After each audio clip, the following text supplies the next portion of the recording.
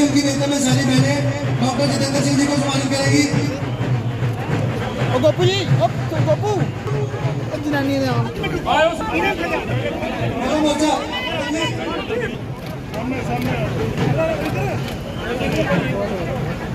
चित्र भेंट कर माननीय डॉक्टर जितेंद्र सिंह जी को सिख समाज के लोग सम्मानित करते हुए इनके साथ इनका भी बहुत बहुत धन्यवाद करता हूँ।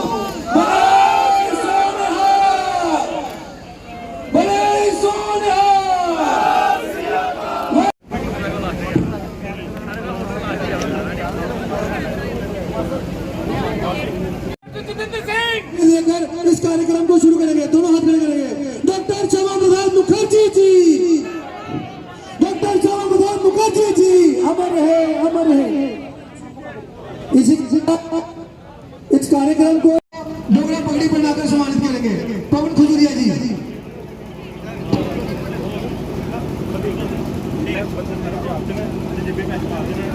डीडीसी गोपाल सिंह जी को पगड़ी पहनाकर सम्मानित करेंगे, गोपाल जी को सम्मानित करेंगे, गोपाल जी।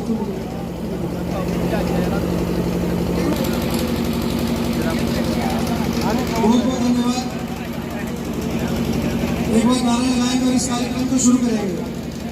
डॉक्टर जितेंद्र सिंह, डॉक्टर देवेंद्र मनियाल जी, भारतीय जनता पार्टी के हमारे प्रदेश के महासचिव डॉक्टर देवेंद्र मनियाल जी, समय समय पर इनका मार्गदर्शन हमको मिलता रहता है। आज अपना कीमती समय निकालकर प्रदेश के उपाध्यक्ष और इस जिला के प्रभारी साहब अपना कीमती समय निकालकर आज भी हमारे बीच में आए हैं। समय समय पर इनका भी मार्गदर्शन हमको मिलता है। ऐसे यूनिवर्सिटी साहब पार्टी ने तो मूल मंत्र दिया था, आदरणीय मोदी जी ने कहा था कि हम लोग देश चलाने आए हैं, हम सरकार चलाने नहीं आए हैं। ये उसका सबसे बड़ा परिणाम जो कीड़िया गडियाल वाला बीच है। और आज हीरानगर क्षेत्र में बीआरओ के जितने भी पार्टी, भारतीय जनता पार्टी, नरेंद्र भाई मोदी जी, नरेंद्र भाई मोदी जी, डॉक्टर जितेंद्र सिंह जी, डॉक्टर जितेंद्र सिंह जी, सिंह जी और जिन्हें भी साढ़े कर्नल मान सिंह जी, साढ़े गोपाल प्रधान, किसी दे मेंबर्स, काउंसलर्स और बीडीसी दे चेयरमैन और म्यूनसिपैलिटी दे चेयरमैन डॉक्टर जे डोगरा जी, यशपाल जी, डॉक्टर साहब, जिन्हें भी सम्मानित मंत्री, संगठन मंत्री, साढ़े चेयरमैन लखनपुर, अज इस प्रोग्राम का तुसें सारे ही पता है। साथ ही डॉक्टर साहब ने पूरी कॉन्स्टिट्यूएंसी जेके ड्यूटी काम कराया, लेकिन कठुए की प्राइवेट जनता पार्टी की सरकार ने करना, नरेंद्र मोदी साहब ने करना कि जेड़े बचे दे काम 1 साल होया सानू इतने बने रहे। आज भारत ही नहीं, पूरा विश्व जो है इस चीज को मानता है कि भारत जो है, भारत में विकास हो रहा है, भारत जो है विकास के पथ पर आगे बढ़ रहा है। अगर बात करें हमारे भारत की अर्थव्यवस्था की, हम $5 ट्रिलियन को जो अर्थव्यवस्था है उसको टच कर रहे हैं। हमारी जो जीडीपी है आज 9.2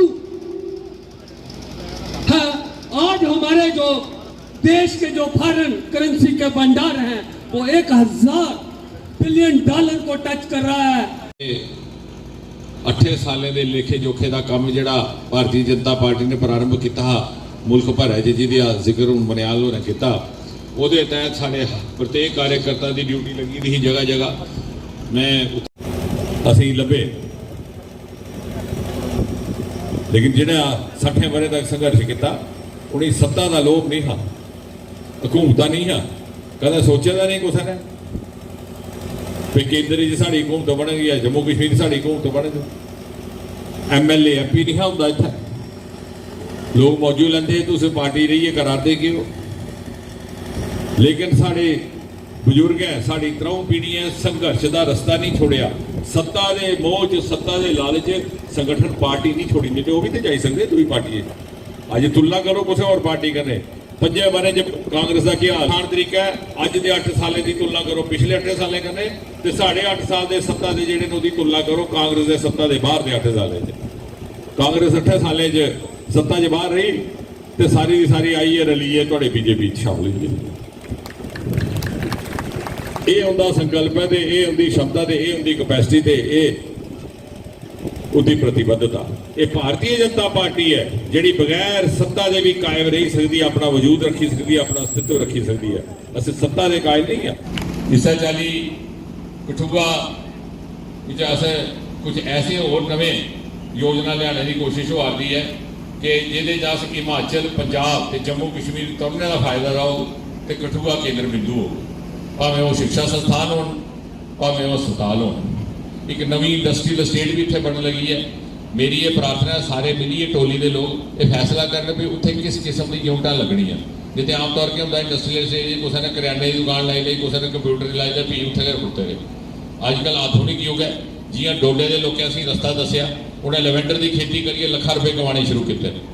ਉਦੋਂਪੁਰ ਵਾਲਾ ਕਲਾੜੀ ਦੀ ਬ੍ਰਾਂਡ प्रोडक्ट के तौर पर घोषित किया है। पहाड़े च दुध दही की बड़ी खालिस दुध दही बड़ी मिकदार मिलता है, उसी डेवलप किया है। इस चाली अस कठुए वास्ते भी कुछ एक बखरे किस्म की योजना बनाचा ताकि कठुए के नाम पर गया कठुआ का प्रोडक्ट भी आवे। बैम्बू के 3 क्लस्टर इतने लगने वाले हैं, वो भी असी जानकारी रहनी चाहिए। इन्हें 75 कम्मे जो भी है, 21 अगरबत्ती बननी है, 21 टोकरियां बननिया तो 21 चारकोल बनना, कमाई का बननिया। तो स्वाभिमान का मतलब ये नहीं है कि अस किश हासिल नहीं कर सकते। कामयाब होइए भी आदमी डोगरा कराता, ये नहीं हुई नाकाम होने के बाद क्या डोगरा बनना। मैं उस दिन भी खिलाया, अचीवर भी डोगरे होंगे। उस दिन असा सतीश धवन के नाम का रखा स्पेस का सेंटर जम्मू कश्मीर। लोग भुली दे कि सतीश धवन डोगरा जिन्हें दुनिया च काम किया, अज चंद्रमा उत्ते पुजी। अगर हिंदुस्तान से सतीश धवन ने उसकी नींव रखी, दुनिया च साड़ा नाम बनाया। उस राह पर चलते हुए उस प्रेरणा करने आस उस भाव करने इस क्षेत्र का, इस डुगर देश का तो कठुए का नाम अगे बढ़ाचा। तो 5 बरस बाद हिंदुस्तान की मुकुट कली चास भी एक डोगरा एक कठुआ होने के नाते, एक माला च हार के नाते नहीं, मुकुट एक तिलक के नाते अपनी वजूद कायम करचा, अपना अस्तित्व कायम करचा। तो मोदी जी भी आखी सकन के देखो मेरी विकास यात्रा च ਕਠੂਏ ਦਾ ਕਿੰਨਾ ਯੋਗਦਾਨ ਰਿਹਾ ਹੈ। गत 8 वर्षों में प्रधानमंत्री श्री नरेंद्र मोदी जी के नेतृत्व में, उनके मार्गदर्शन में जिस प्रकार के विकास कार्य क्षेत्र में हुए उनको लेख करना, उनको गिनाने की कोई आवश्यकता नहीं है। आपके सामने आज हमने एक पत्रिका भी यहाँ पर विमोचित की है जिसमें 8 वर्षों में हुए यहाँ के 75 प्रमुख कार्यों का उल्लेख है। लेकिन उसके अतिरिक्त मैं ये चाहूँगा कि कुछ एक बातें जो अनकही रह गई वो भी लोगों के ध्यान में लाई जाए। यदि आपने सही माने में इन 8 वर्षों के कार्यकाल की प्रशंसा करनी है तो अच्छा रहेगा कि उससे पहले के 8 वर्षों के साथ तुलना की जाए। ना ये पुल थे, ना ये सड़कें थी, ना ये टनल थे, वो तो एक तरफ, लेकिन हमारा क्या हाल था। भारतीय जनता पार्टी के कार्यकर्ता का, आम आदमी का, यहाँ पर रहने वाले आम शहरी को उसका हक नहीं था प्राप्त होता, उसको न्याय नहीं था मिलता। क्षेत्रीय भेदभाव का सदा एक शिकायत रहा करती थी। आज भारतीय जनता पार्टी के कार्यकर्ता का मनोबल बढ़ा है और दूसरे दल जो भारतीय जनता पार्टी का व्यंग करते थे, हमारे कार्यकर्ता को झंडा झंडा पार्टी कहा करते थे, आज वो भारतीय जनता पार्टी का दरवाज़ा खटखटाते हैं कि हमें भारतीय जनता पार्टी का डंडा दीजिए। ये जो वक़ार बढ़ा है, ये जो आत्मसम्मान और मनोबल बढ़ा है, ये मोदी जी के व्यक्तित्व के कारण बना है। तो मोदी जी ने कहा था येरी सरकार सेवा को समर्पित, और इसीलिए हमारे 15 दिन के इस कार्यक्रम का शीर्षक भी रहा सेवा, सुशासन और गरीब कल्याण, क्योंकि भारतीय जनता पार्टी का मूल मंत्र रहा सेवा, चाहे वो सत्ता में थी कि नहीं। हमारा मूल मंत्र, हमारा आधार, हमारी प्रतिबद्धता सेवा है, ना कि सत्ता।